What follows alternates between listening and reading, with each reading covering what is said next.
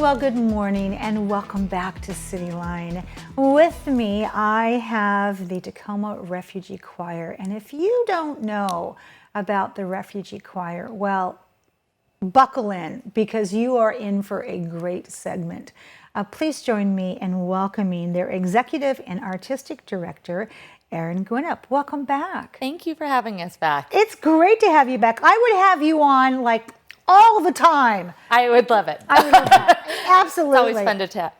You brought with you one of the Tacoma Refugee Choir members, and that is Kimsank. Welcome, Kimsank. Thank you for having me. Good to have you here. I can't wait to hear about how you got involved in the choir, your experience, because you're relatively new, so we're going to get into that in just a second. Thank you. And this beautiful woman, Abby E. Murray, you are Tacoma Poet Laureate. Golf clap. Thank you. Queen wave. There it is. Welcome, my dear. It's good to have you here. And it's even better to find out how you're connected with the choir, which is such a beautiful partnership. And then you're going to share with us also some lyrics from a song you wrote, and then you're going to treat us to a poem, which I think is outstanding. So let's talk about, Erin, first off, if somebody... well, actually, first we have a video. I want to roll this video, and this video is of the Tacoma Refugee Choir when they performed at the State of the City. And then we're going to find out exactly what is the choir. So go ahead and roll that clip.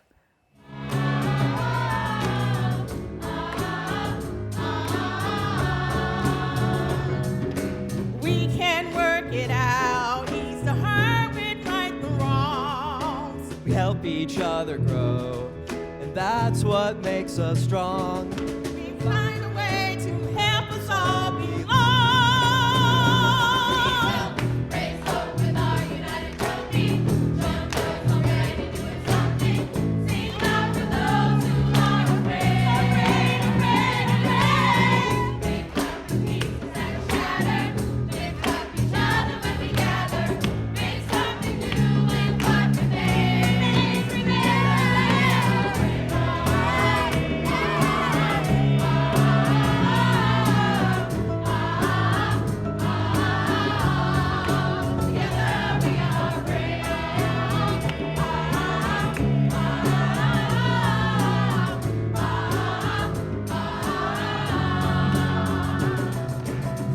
Come together, everyone.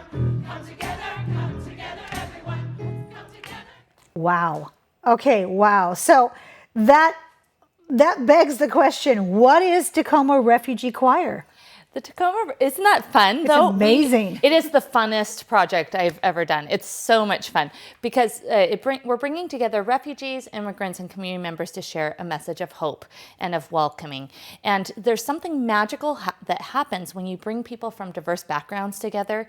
That song we wrote together in a rehearsal. Wow. And they're hearing all these contributions and the ideas that we all aspire to for our society has been absolutely transformative for everyone involved. I love that. So is this a traditional choir experience? Because your background is in traditional choir. I mean, you are a classically trained vocalist and you also teach vocal instruction. So does any of your background apply to this? Well, I've had to learn a lot from this process. We realized about a year into it that using sheet music, like I had always been trained to do, was actually counterproductive for our goal, which was about bringing people together. And so I've had to learn how to teach in a whole new way. We don't use sheet music, and we create music in a very improvisatory way that feels really organic and something that people can easily become a part of. That is incredible. As we were looking at these beautiful pictures of some of the rehearsals here, and boy, talk about people who love each other in our family. It leaps off the screen. I would have never thought about that, Erin, in terms of sheet music. Yeah. Because sheet music, the way that you've learned it, that is a quintessential, probably an American, if not European in some area, way to learn music. But it's not universal, is it? No, it's not. It's a bit privileged. Yes, I it feel is. so privileged to have that background, but everyone deserves the right to experience the benefits of singing. Absolutely. Just like Kim has. Kim, why do you like to sing in the choir? Oh, why do I like to sing in the choir? Because if I don't sing, I'd blow up. Just self-combust. It's really safer for everyone. Yeah, it really is. No, I was first introduced to the choir by a good friend of mine, Savong Lam, who is helping me and other parents run the Khmer Language Arts and Culture program here in Tacoma at the Asia Pacific Cultural Center. So she invited me to the most recent concert that they had, which is at the Pacific Grill, I believe that was. And I was just, I was blown away by the music, first of all, but I was also blown away by the camaraderie, the kinship that these people had built up. And then I got the privilege to be invited to be added to that, so I was really excited for that. It kind of reminds me of the analogy, I guess the way I would give analogy is this. You know, I just watched a TED Talk about this Cambodian refugee who did a TED Talk about how the first time he went to, I think it was Massachusetts, and he went to school for the first time. He had never seen so many people of white skin. He'd never seen that before. And he was about the only brown guy there. And he's walking in the cafeteria, and he's literally alone. You know, nobody invited him in, and he felt alone. And there were moments that he said, you know, he didn't feel like he deserved to be on this planet, in this world. Oh. So, I mean, I haven't gotten to that point, but you know, I imagine, I just think about how many people have had that feeling. And here is a group that is kind of, the choir is essentially this cool group of loud people that are having fun at this cafeteria table, right? And here they are inviting, hey, Here if we you're are. new here, come on over. And that's exactly what it feels like for me. I mean, if that's the analogy. So, you know, to be included in this very cool group of just It's an loud honor. people. So Kim, what do Tuesday night rehearsals feel like? Tuesday night rehearsal is basically, it's kind of like an exercise. At first, I'm like, you know, I have really busy days. And then, you know, it's kind of like going, I like analogies, kind of like going to the gym. I don't want to leave the house when I'm at home. But when, you know, when I go to the gym, I'm already there. There's a bunch of people working out. Now I'm going to get in the mood. So it's kind of like that. Once I get to the choir, you don't want to leave. Yes. You know, it's just all this energy, and then you got the hype person. Erin's literally just the hype person that says, get up now. And so you have no choice to get up. And once you're up, you're just rocking and literally rocking and rolling along with the group. So it's kind of like that. Once you get into the swing of it, you actually don't want it to end or want to leave. That's a great analogy, because we all can relate to the going to the gym after you're done Exactly. working. Yeah. But once you get there, you're like, I'm so glad I did this. So being And so. Abby's daughter actually wants to live at choir rehearsals. Oh, there we go. Okay, May's 5, we can and- make that work. Yeah. I think she thinks that they live there. Like Yeah, they do. that's where the choir is. They Like, sleep there. yeah. So speaking of living there, let's talk about your upcoming event, because it's going to be full of life. Erin, what is it? This concert is on June 1st at 7 p.m. at Urban Grace Church, and it's going to be a wonderful celebration of all the feelings that we've had in these rehearsals. We're going to be singing that song that was just in the clip, United Drum Beat, and we have a lot of high energy songs as well as some really poignant moments that I think illustrate the value of what it means for everyone to contribute their voice to our community. I love that. So Miss Abby, you, first off, how did you get involved with Tacoma Refugee Choir? That was actually, it's pretty recent that I've been involved with the Refugee Choir, and it actually started with my involvement with teaching poetry workshops for detained and undocumented boys who are detained here in our area. They're in Fife. My background, most of my doctorate, I was studying literature impacted by war, and that's what I also publish. I'm the editor of Collateral, and we publish literature that's looking at the impact of war, which is often looking at writing by refugees. That's what I was doing when I read this newspaper article about these boys detained, and I was sitting on my back step, and I read this newspaper article in the News Tribune, and I felt completely helpless and hopeless and sorry for myself and privileged, and went inside, and I just had enough time and sense to think, okay, well, what can you do?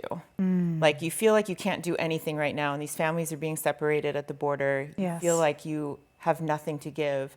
And I was like, well, what can I do? And I was like, you know, I can walk in anywhere, an elevator, a classroom. I can teach a workshop for poetry anywhere. I can love poetry anywhere. So I called them up and I was like, I want to come teach poetry workshops. I love that. So you've written a song. I have, yeah. Yeah. Will you share Yeah. with us? Why don't you give us a couple lines of that song? Yeah, so this is, I have some of the lyrics of the song, Moon Song, that we'll be singing at the concert on the 1st. This comes from a story at the detention center that I can share to you in a sec. But Moon Song begins, the moon traveled far to be here tonight. She saw us in prison and spun over cities on a ribbon of light. We've waited for what feels like ages through endless night to feel her shining on our faces. There's a moon above you, I know her. From Moldova, from Iran, from Georgia. There's a moon above you, I know her. From Ukraine, from Iraq, from Russia. She follows me everywhere. She tells me I'm home. Oh, that's beautiful. So, how you mentioned that there's a story behind how the words came to you. Yeah, one of the workshops at this center, we were talking about metaphor and comparison. In particular, I asked, what does the moon look like here compared to the moon over where you were born, where you grew up? What is the moon like? And the classroom was silent. And I asked my interpreter again, and he asked the question, and a young man in the back raised his hand and said, there is no moon for us here, so we really wouldn't know. They're in a concrete building, and the cliche of your heart breaking is not enough to hold this. And I was writing poems throughout all of these workshops. We do 6-week workshop series throughout the year. And this is the poem that I wrote after that experience in particular, and that inspired the song lyrics. Oh, Abby.